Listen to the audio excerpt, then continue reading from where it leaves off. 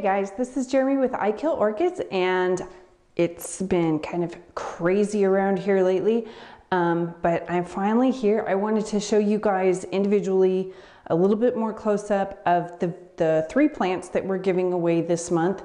And unfortunately, the way my video camera is set up currently, I can't get everything into the picture exactly because the dendrobium, one of the dendrobiums in particular is, I'm going to kind of move this a little bit, is really way the heck up there. It's kind of tall. So in order for me to be hands-free to be able to show you guys these things, I can't get them all in the video. But I'm excited. These are 3 really amazing plants, and if you've watched the video previously, you know that Mark Ranke from Marble Hill Farms has donated these plants this month, and I really can't say enough about Mark. He's amazing. His plants are incredible. He is a wellspring of knowledge on caring for these plants, and I love buying plants from him. I love getting information from him. I love hearing him speak. I will attach a video to the end of this, 2 videos, one of them that goes to the video where he talks about caring for these 3 plants, and also the video where he just does a full 1-hour talk on dendrobiums. And it's an amazing talk. It makes dendrobiums seem a lot easier to care for than I ever imagined, at least a lot of them. So anyway, moving forward, we have one plant, as I think you are, or at least I hope you know, one plant that is obviously not a dendrobium, and that is this guy. It is a Phaeocalanth kryptonite parkside. This guy is absolutely a wonderful plant. I bought one of these actually from Mark earlier this year when it was in bloom, and they're what I call weed orchids. They grow easily. I do, just like Mark said, I usually keep them in just a little tiny bit of water. I pour it through the top and let them sit in just a little bit of water. They seem to really, really like it. I will tell you that this guy is packed in, he's currently growing in straight sphagnum. So depending on your growing situations, I had a little bit of problem this summer as things got a little more hot and humid with him being in sphagnum. So I had to change him over to more of a regular terrestrial type plant medium. Just because he was I was fighting rot just because of the heat and humidity, even with the fan on him. So I will make you guys aware of that. But other than that, it's a really easy to grow plant.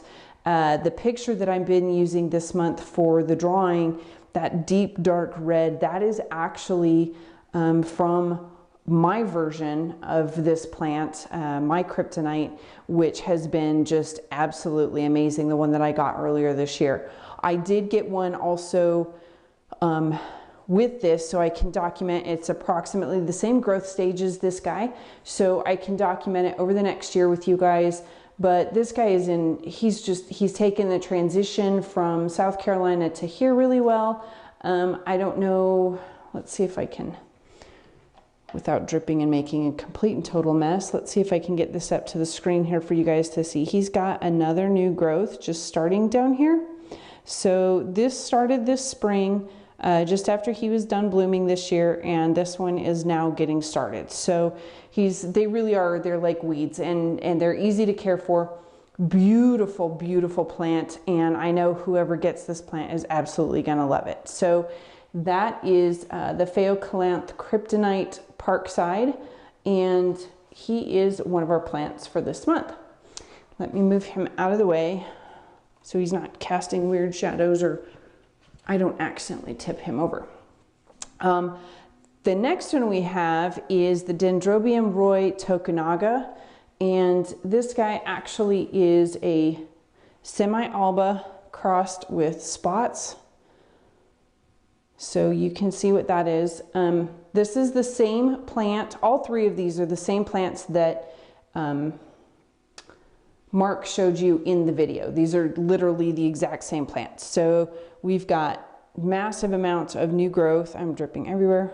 On both sides, there's new growth here with roots inside. He's growing off of both directions, ready to go. I did spray everybody because I was having some issues since we've moved with bugs. So there's just a little bit of residue on here. It wipes right off. But really incredible plant.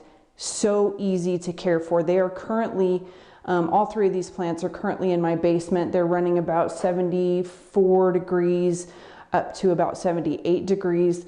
And they're all growing under LED lights right now, and just happy as can be. His roots have increased in length on both sides. There was only a couple roots showing here when I first brought him back. So he's doing just really, really amazing. And I hope you guys, whoever gets him, is absolutely going to enjoy him. He has bloomed before, so he is mature bloom size. And let me push him to the back and bring this guy forward. This is the Dendrobium usite and red coral. And I've been using his picture a little bit as well online on some of the social media posts and so forth. But this guy is going nuts. I mean, like, I can't fit him in the screen. You can see there's his new growth. It has doubled in the time that I've had him.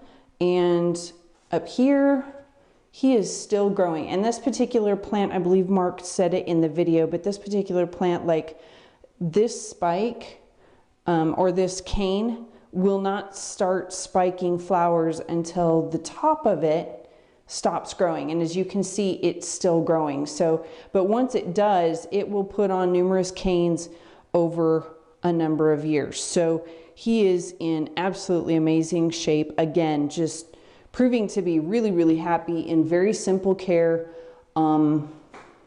Just exciting, amazing plant. And both of these plants that I just showed you, I got also so that I can document the care of them. Those two I currently have sitting out on what I call my catio, just because that's where all of my plants are, and the temperatures where we're currently living have been very moderate, and I didn't want you guys to deal with additional bugs or anything, so these guys are kind of isolated away from all of my plants. But I can tell you that both of these two plants, the versions that I have, they're outside, and like I said, they're getting about down to 71, 72 degrees at night, and they've been as high as about 89 degrees during the daytime.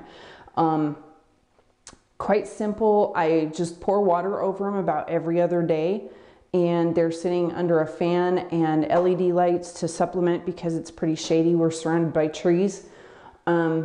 But they're growing. The growth rate is actually a little bit better on these guys inside than it is the two that I have outside. So I don't think it's going to matter where you are. You're going to have really good growth on these guys.